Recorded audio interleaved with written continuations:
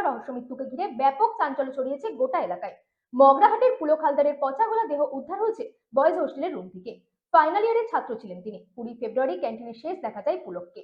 তারপর থেকে নিখোঁজ ছিলেন। ঘর থেকে দুর্গন্ধ পেয়ে দরজা ভেঙে দেহ উদ্ধার করে পুলিশ। এই ঘটনাকে ঘিরে পরিবারের মধ্যে শোকের ছায়া নেমে এসেছে। মগরাহাটের ডাক্তারি পড়ুয়া ছেলের দেহ উদ্ধার হলো নদিয়ার কল্যাণী জেএনএম হাসপাতালের হস্টেল থেকে। নদিয়ার কল্যাণী জেএনএম হাসপাতালের জুনিয়র বয়েজ হস্টেলের ঘর থেকে ফাইনাল বর্ষের এক ছাত্রের মৃতদেহ উদ্ধারকে কেন্দ্র করে চাঞ্চল্য ছড়িয়েছে। মৃত ছাত্রের নাম পুলক হালদার। কল্যাণী জেএনএম হাসপাতাল এবং মেডিকেল কলেজের ফাইনাল ইয়ারের ছাত্র পুলক।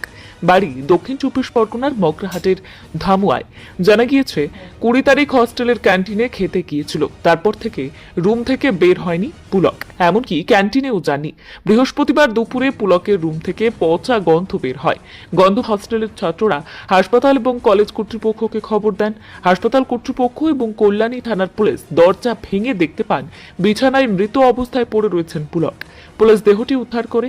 জানা গিয়েছে রুমে একাই থাকতেন পুলক। সামনের মাসে 5 তারিখ থেকে পরীক্ষা শুরু। তার আগেই মৃত্যু হয় পুলকের। তবে কি কারণে মৃত্যু তা জানতে ইতিমধ্যেই তদন্ত শুরু করেছে কল্যাণী থানার পুলিশ। মগরাহাট এলাকার বাড়িতে খবর আসার পর কান্নায় ভেঙে পড়ে পরিবারের লোকজন এবং প্রতিবেশীরা। বলছি, হ্যাঁ বলুন। লাস্ট 21 তারিখ কথা হয়েছিল বাড়িতে ফোন করে। তারপরে ফোন করছিলাম, প্রথমে রিং হয়েছে, সেদিন আর কথা হয়নি। তারপরে ফোন সুইচ অফ বলেছিল। তারপর থেকে কন্টিনিউ ফোন করছি, কন্টিনিউ ফোন সুইচ অফই বলে যাচ্ছে।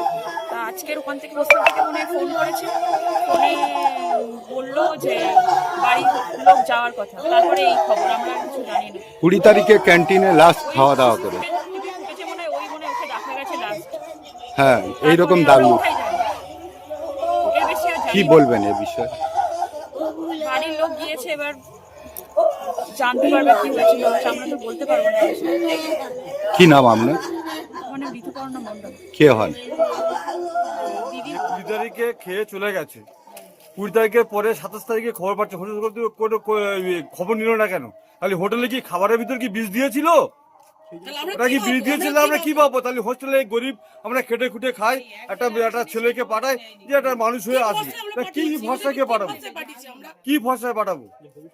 তাহলে কি কোনো পোস্টমর্টম কোনো কিছু খবর নিল না? কি চাচ্ছেন এখন এই বিষয়ে? এখন আমি চাচ্ছি শাস্তি হোক। হোস্টেল কর্তৃপক্ষ মাননীয় মুখ্যমন্ত্রীকে বলছি যে তাদেরকে কঠিন শাস্তি দিক। আমাদের ছেলেকে যেন পোস্টমর্টমের রিপোর্টে যেন ভালো করে পায়। আর আমাদের ছেলে তো চলে গেছে, আর পাবো না। হোস্টেল কর্তৃপক্ষ যেন ছেড়ে আমার ছাড়বো না, আর ন্যায় যেন আমার বিচার চাই। কি নাম আপনার? আমার নাম সমীর মণ্ডল। কে হন? আমি দাদা মনে করছে আমি পুলকের কাকা বলছি। ঘটনা হচ্ছে 20 তারিখে এই যে আমার ভাইপো যে এই যে খাওয়া দাওয়ার পরে এই যে আজকের 26 তারিখ, এই যে এর মধ্যে হোস্টেল কর্তৃপক্ষ এরা কি করছিল? এই ছেলেটা খেলো না কেন, বা সে কি করছে, বা সে চিঠি দিয়েছে 4-5 দিন ধরে সেই ছেলে। তাহলে আমাদের বক্তব্য হোস্টেল কর্তৃপক্ষকে পুরো যেন মানে জেলে ঢুকিয়ে দেয় পুরো কর্তৃপক্ষ এবং হোস্টেল টোটাল ম্যানেজমেন্টকে আমরা শাস্তি চাই। এবং আমাদের সমস্ত গ্রামবাসীদের একটাই দাবি যে এইরকম হোস্টেল কর্তৃপক্ষ যেন দ্বিতীয় যেন এরকম কোনো ঘটনা না ঘটে।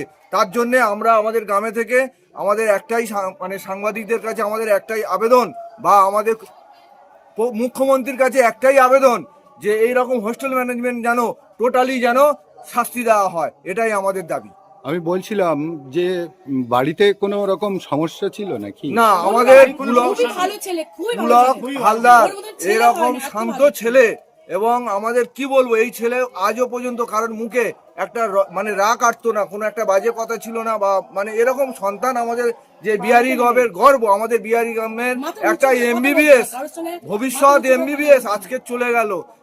ভবিষ্যতে আমাদের যাতে আমরা আমাদের সন্তানদের এরকম ঘটনা ঘটলে আমরা কিভাবে আমরা একটা ডাক্তারের পথে নিয়ে যেতে পারবো। অতএব আমাদের মুখ্যমন্ত্রীর কাছে আমাদের একটাই দাবি, এইরকম হোস্টেল কর্তৃপক্ষকে যেন সারা জীবনের মতন যাতে শাস্তি পায়, যাতে অন্য কোনো বাবা মার কোল যেন সন্তান যেন চলে না যায়।